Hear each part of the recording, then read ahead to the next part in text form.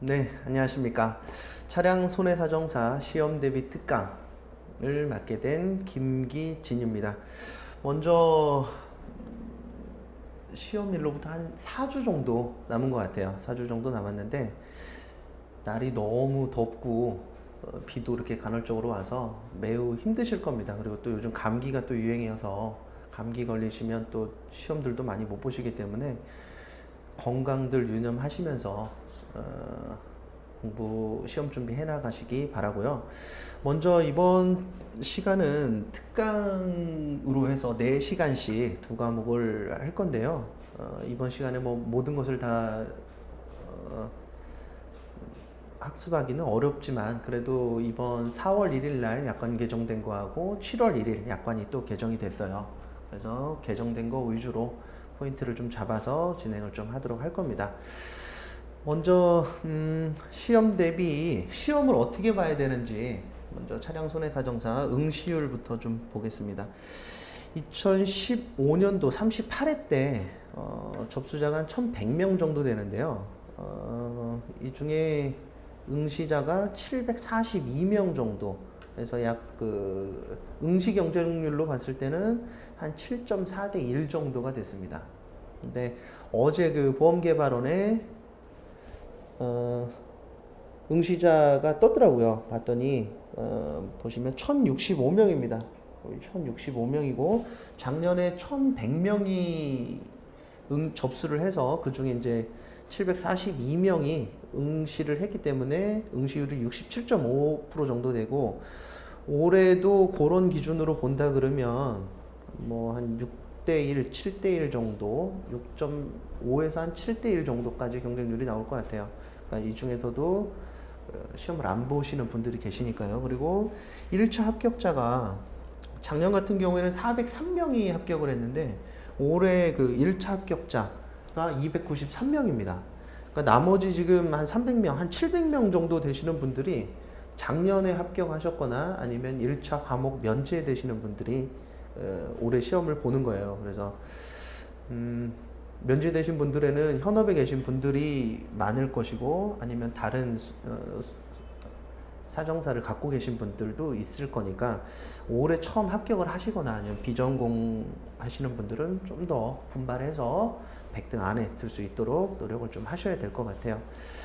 자, 최고점 및 커트라인인데요. 38회하고 37회 때 거를 점수를 봤습니다. 약 38회 때가 53.75점이고요. 37회 때가 52.83점이에요. 요런 약간 보통 다 50점대 초반대 평균을 보이기 때문에 커트라인을 보이기 때문에 요 정도에서 수준을 맞춰서 학습을 좀 하셨으면 좋겠고요. 다른 사정사 시험을 보면 50점 넘기가 쉽지는 않습니다. 보면 다 다른 것들은 40점대 평균 커트라인을 보이고 있는데 차량 손사만 50점을 넘어요. 때문에 과목이 두 과목이어서 그렇게 점수가 높아지는 경향도 있고요. 학습하실 때 좀 중점을 두어서 광범위하게 또 깊게 공부를 하셔야 될 것 같습니다. 자, 시험 요강을 먼저 좀 보면요. 8월 7일 날 일요일 날 시험을 보고요. 오늘 날짜 기준으로 봤을 때 약 4주 정도 남아 있습니다. 그리고 장소 공고는 7월 15일이니까요. 다음 주 정도에 시험 장소가 공고가 될 것 같습니다. 시험 방법은 아시다시피 논문형이고요. 합격자 결정 방법은 뭐 40점, 매 과목 40점 이상이어야 되고요. 평균 60점 이상인데 인원이 뭐 아까 보셨다시피 평균이 60점이 안 돼요. 그래서 상위 100명을 커트라인으로 지정을 해서 합격자를 결정을 할 겁니다. 선발 예정 인원은 100명이고요. 과목은 자동차 보험 대물 이론과 실무 그리고 구조 및 정비 이론과 실무 해서 두 과목이 되고요. 먼저 이론과 실무를 먼저 봅니다. 시간은 90분이고요. 배점은 100점입니다. 그리고 합격자 공고는 9월 30일 날 예정이 돼 있고요. 그 전날 보통 공고를 하더라고요. 지금 금요일 날 돼 있으면 29일 날 한다든가 이렇게 통상적으로 그렇게 하는 것 같습니다. 이거는 알고 계시면 되고요.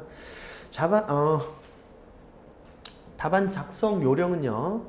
먼저 시험지하고 문제지하고 답안지를 받으면 상태를 먼저 확인합니다. 장수가 맞는지, 그리고 문제가 앞뒤로 출제가 돼 있는지, 그리고 개수, 배점 등을 확인해서 100점이 맞는지 등을 확인을 하고요. 이거를 안 하셔가지고 나중에 나오면서 문제를 보시고 답안 작성을 못해서 시험장에서 울고 계신 분도 본 적이 있어요. 그러니까 꼭 확인을 하셔야 됩니다.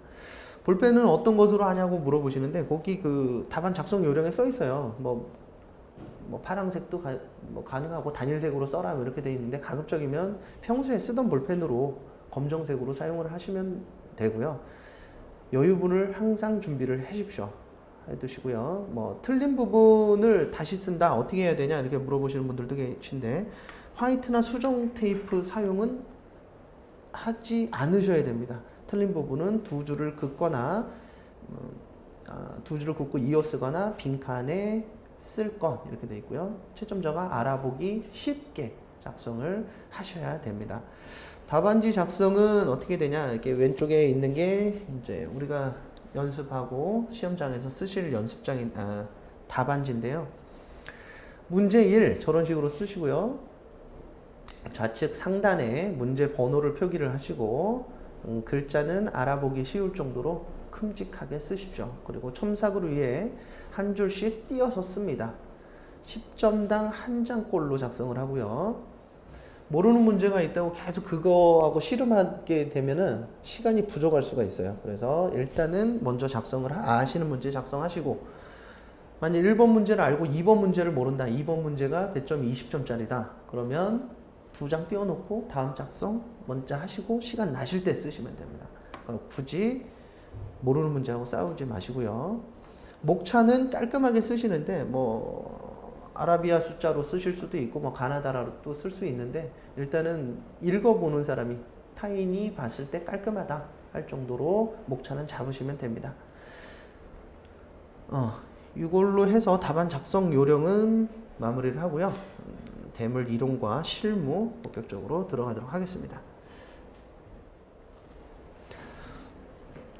네, 39회 차량 손해사정사 시험 대비 특강 자동차 보험 대물 이론과 실무 들어가도록 하겠습니다. 교통사고 발생 시 책임 이렇게 되어 있는데요. 지금 오늘 특강 하는 거는 각 파트별로 핵심적인 내용, 서머리를 해놓은 부분을 제가 같이 학습을 할 거예요. 그리고 처음에도 말씀드렸듯이 약관 개정된 거는 제가 다시 한번 말씀드릴 거고, 이슈가 되는 부분이나 이런 것들은 그때 파트 가서 다시 얘기할 겁니다. 그러니까 여기에 나온 것들이 제가 이제 답안 목차 잡아놓은 것도 있어요.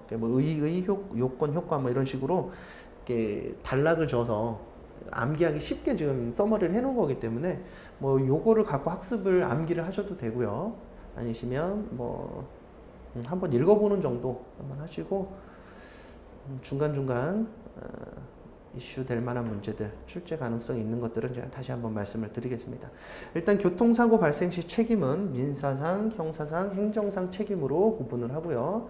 각 관련 법규를 옆에 적어놨습니다. 민사상 책임은 민법, 자배법, 국가배상법, 형사상 책임은 형법, 도로교통법, 교통사고 처리특례법, 행정상 책임은 도교법, 여객자동차 운수사업법 등이 있고요.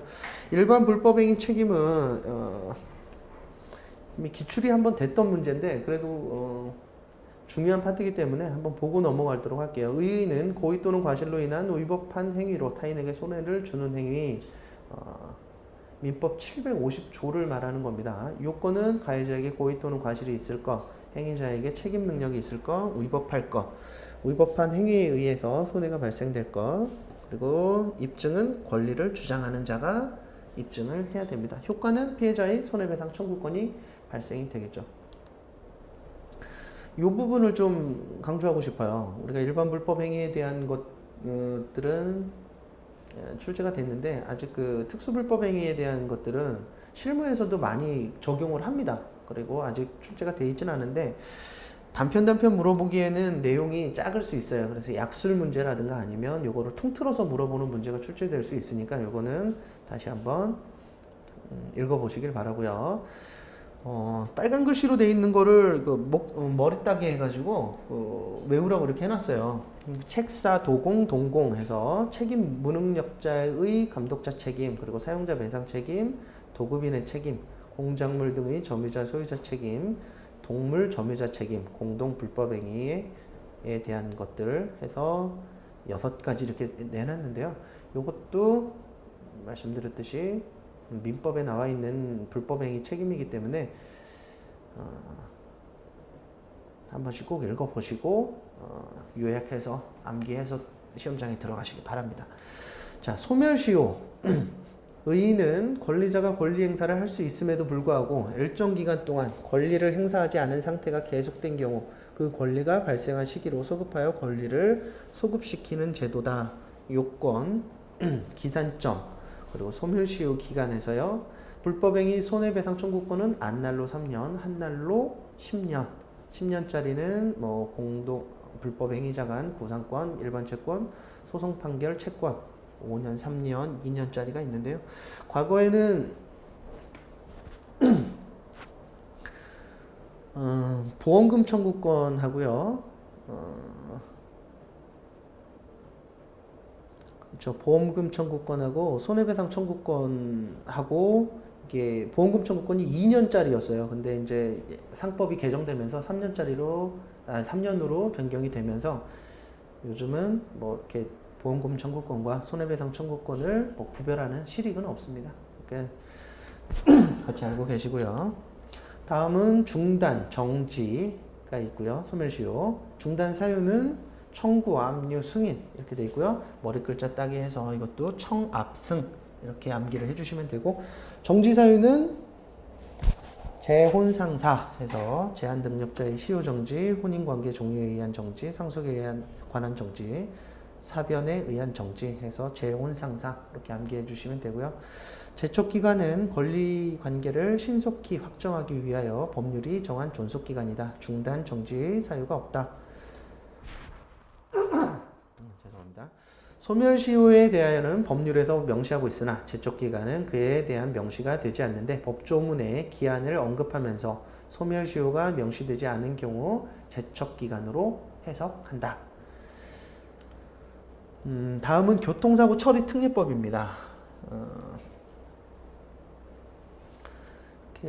11대 중과실을 묻는 문제가 이렇게 출제 될 수 있을지는 모르겠는데, 하여튼 뭐 우리가 실무를 하다 보면 어떤 게 중과실인지 정도는 알고 있어야 돼요. 그래서 이게 꼭 문제 출제 안 된다 하더라도 요 11대 중과실 사고와 뺑소니 사고 중상의 사망이 어떤 건지 정도는 우리가 좀 알고 있어야 되고요. 교통사고 처리 특례법이라는 것은 형법의 특별법으로 일반적 과실에 의한 교통사고를 일으킨 자에 대한 형사상 처벌을 특례한다. 단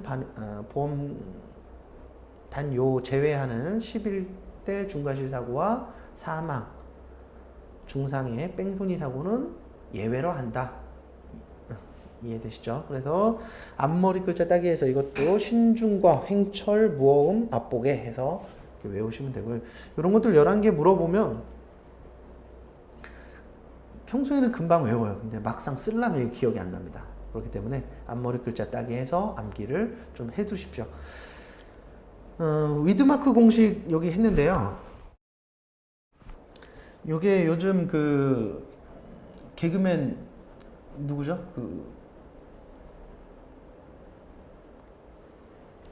술 먹고 음주 안 했다고 하신 분들, 이창명 씨 때문에 위드마크 공식이 이슈가 됐어요.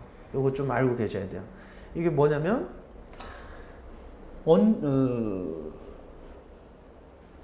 음주량, 그리고 남잔지 여잔지 체중 등을 고려해서 이 사람이 혈중 알코올 농도가 어떻게 되는지 추정하는 공식이에요. 그래서 이거를 위드마크 공식에 의해서 추정된 혈중 알코올 농도가 법원에서도 음주로 인정되는 경우도 있고 인정 안 되는 경우도 있는데, 우리는 일단 알고 있어야지 이걸 적용할지 여부는 뭐 이제 실무적으로 이제 판단을 하겠지만 그래도 알고 있어야 됩니다. 공식은 혈중 알코올 농도는 P 곱하기 R 곱하기 10분의 A다. 그래서 A는 뭐냐? 섭취한 알코올의 양, 음주량 밀리리터 곱하기 도수 곱하기 0.7894 음주자의 체중 킬로그램으로 계산하고요. 성별 계수 R 남자는 0.7 여자는 0.6 혈중 알코올 농도 최고치는 C로 하는데요. 요거는 혈중 알코올 농도 최고치를 우리는 C로 계산을 하고 여기서 시간이 감에 따라서 술이 깨잖아요. 그럼 알코올 농도가 떨어지는 거죠. 그거에 따른 계산도 할 수 있습니다. 그래서 사고 당시 혈중 알코올 농도 Y는 C 빼기 X 그래서 그 당시 혈중 알코올 농도가 얼마인지 계산을 할 수 있어야 됩니다. 예시를 보면 체중 60kg의 남자가 25도의 소주 1호 180ml를 마셨을 때 최고도에 달하는 혈중 알코올 농도는 해서 계산한 거 0.085% 나왔고요. 어떻게 되죠? 이 정도면 정지 수치죠. 0.05 넘어가면 0.1 넘어가면 취소예요. 네.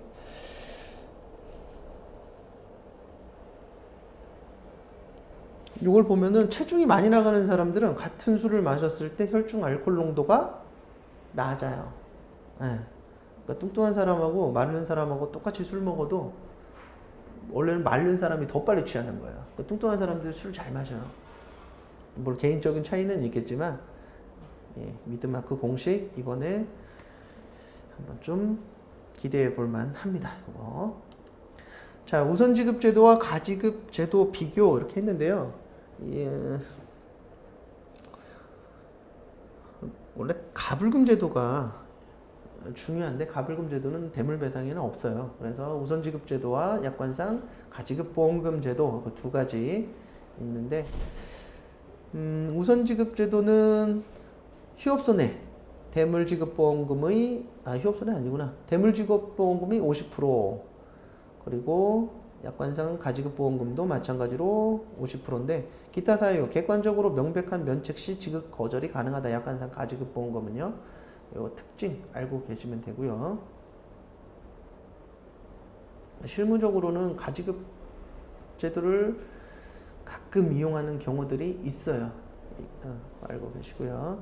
도로교통법 주요 용어 정의 주차, 정차, 운전, 서행, 일시정지, 긴급자동차 이렇게 돼 있는데 주정차 금지구역 이것도 좀 따로 암기를 좀 해두십시오. 교차로, 횡단보도, 건널목이나 보도와 차도가 구분된 보도, 교차로의 가장자리로부터 5m 이내의 곳, 안전지대 사방 각 10m 이내의 곳, 버스 정류장을 표시하는 기둥판 또는 선이 설치된 곳으로부터 10m 이내의 곳, 건널목, 가장자리와 횡단보도로부터 10m 이내의 곳은 주정차가 모두 금지가 되어 있습니다. 주차는 뭐냐? 운전자가 차로부터 떠나 즉시 그 차량을 운전할 수 없는 상태를 주차라고 하고요. 정차는 운전자가 5분을 초과하지 아니하고 차를 정지시키는 것을 정차라고 합니다.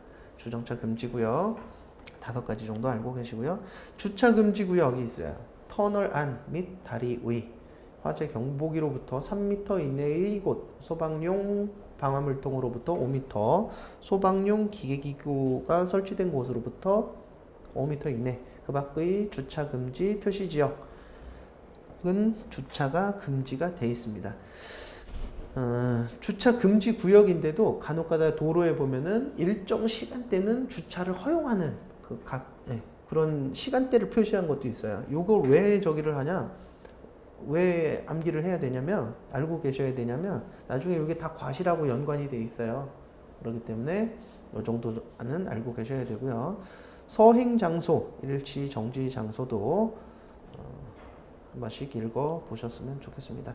통행 우선순위, 긴급 자동차 외의 자동차, 원동기 장치 자전거, 자동차 및 원동기 장치 자전거 외의 차 이렇게 되어 있고요. 교차로 통행 방법은 우회전 시, 좌회전 시, 그리고 신호등 없는 교차로의 통행 우선순위, 선진입 차량이 우선이고요. 동시 진입 시 통행 우선차, 동시 진입 시 넓은 도로에서 진입하는 차, 대로차라고 합니다. 동시 진입 시 우측 도로에서 진입하는 차는 실무적으로는 우측차 이렇게 해요. 신호등 없는 교차로에서 사고 시 가피해자 인정 기준, 교차로 진입 전 일시정지 또는 서행 여부, 교차로 진입 통제 우선권 이행 여부, 전 좌우에 대한 예의주시 이행 여부 이렇게 되어 있는데요. 옛날 과거에는 블랙박스가 이렇게 많지 않을 때는 서행을 했는지 일시정지를 했는지 뭐 이런 거를 알 수가 없었어요. 운전자들 진술에 의해서 뭐 이렇게 하는 수밖에 없었는데 요즘 블랙박스가 있기 때문에 일시정지를 했는지 서행을 했는지 정확하게 판별이 가능합니다. 그래서 그것들을 종합적으로 봐서 가피해자를 바꾸고요. 정 안 되면 어떻게 돼요? 경찰서 가야 돼요. 졸리시죠? 예. 자, 다음은 난폭운전 금지, 보복운전 이렇게 돼 있는데요. 요것도 좀 암기를 좀 하셔야 됩니다. 요것도 이번에 충분히 출제 가능성이 있고요. 난폭운전, 뭐 요즘 많이 나오죠? 뉴스들 보면 심심찮게 나오고 있어요. 고의로 다른 사람이 교통을 방해하거나 위협하는 운전행위. 도교법 규정은 지시 위반, 중침, 속도 위반, 유턴, 횡단, 후진 금지 위반, 안전거리 미확보, 진로 변경 금지 위반, 급제동 금지 위반, 앞지르기 방법 또는 앞지르기 방해 금지 위반, 뭐 정당한 사유 없는 소음 발생 중 두 가지 이상의 행위를 연달아 하거나 하나의 행위를 지속 또는 반복하여 다른 사람에게 위협 또는 위해를 가하거나 교통상의 위험을 발생하는 행위다. 행정처분, 형사처분 이렇게 되어 있고요. 보복운전, 도로 위에서 사소한 시비로 인하여 고의로 자동차를 이용하여 상대방에게 위협을 가하거나 공포를 가하는 행위. 난폭운전과 보복운전을 비교해서 암기를 좀 해주셔야 되고요.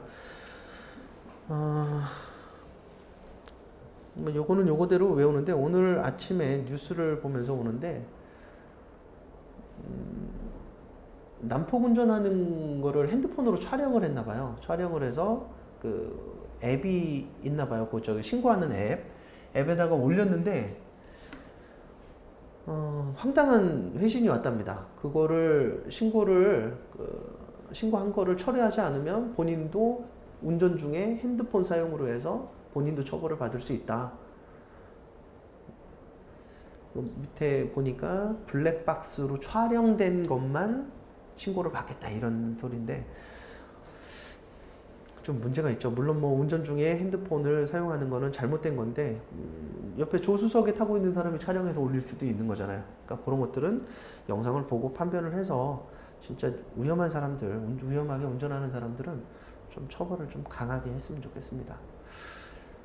자, 하여튼 보복운전, 난폭운전 구분하시고 행위 반복성, 뭐 법률 어떤 법에서 처벌을 하는 건지 그리고 주요 유형 정도는 알고 계셨으면 좋겠습니다.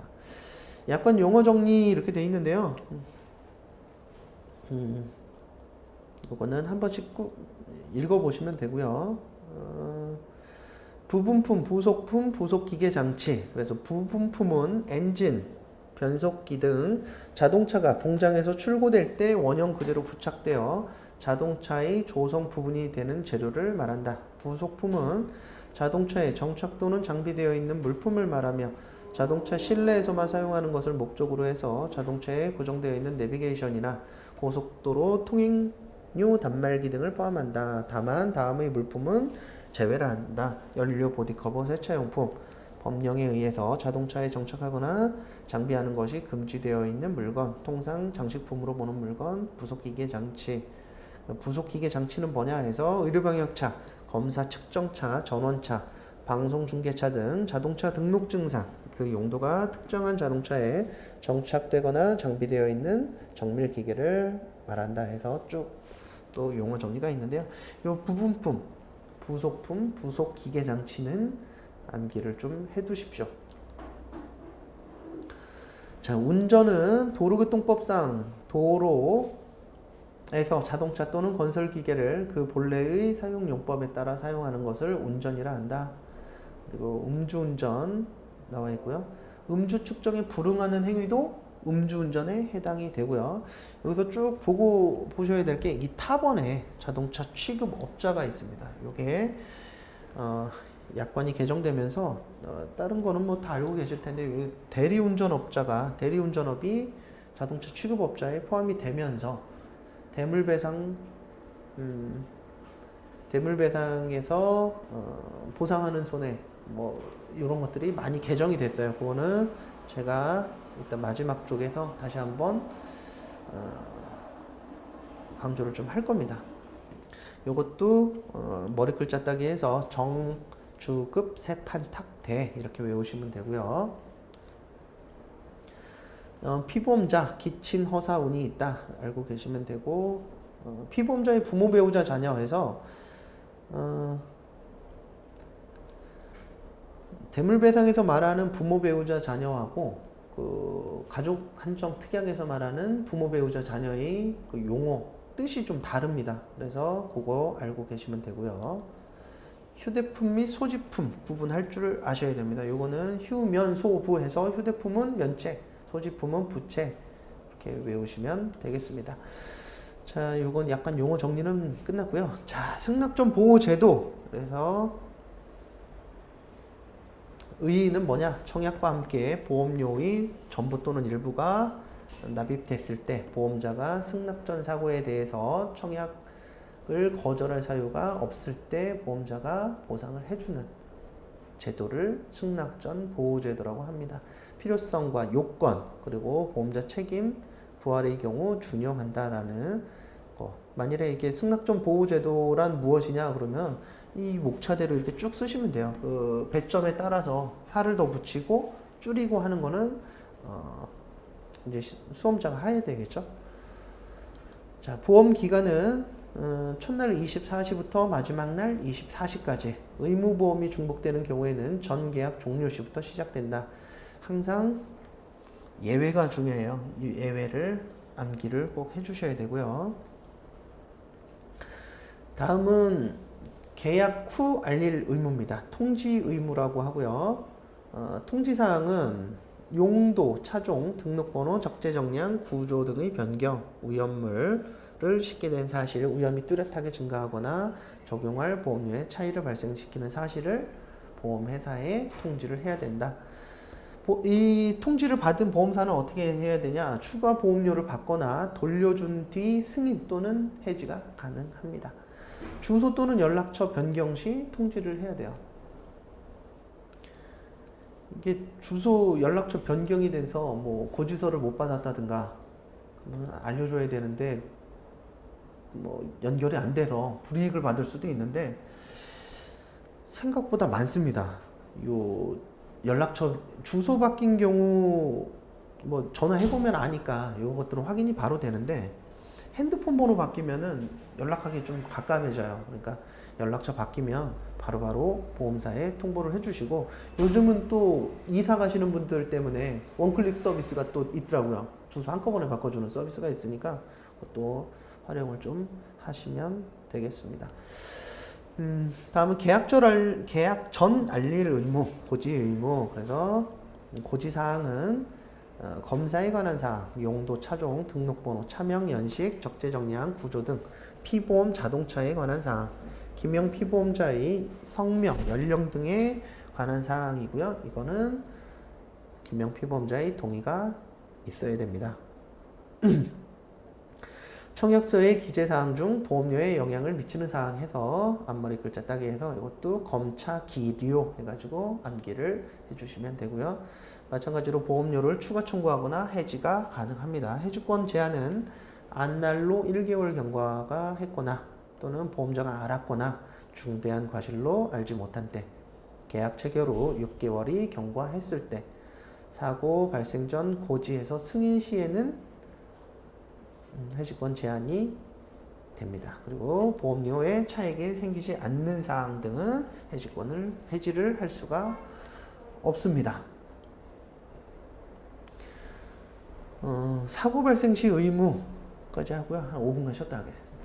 자, 사고 발생 시 의무는 손해방지 경감 의무, 권리보전 행사 의무, 긴급조치 비용, 손해배상 청구, 소송 제기 시, 피소 시 통지, 그리고 피보험 자동차 도난 시 경찰관서에 신고, 필요 서류 제출 및 사고조사 협조 의무가 있어요.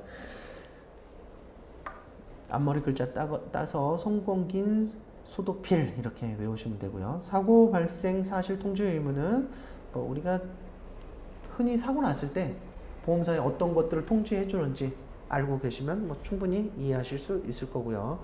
의무 위반 효과는 의무 혜택으로 늘어난 손해는 보상하지 않는다. 보험금 지급 자체 거부는 안 되고요.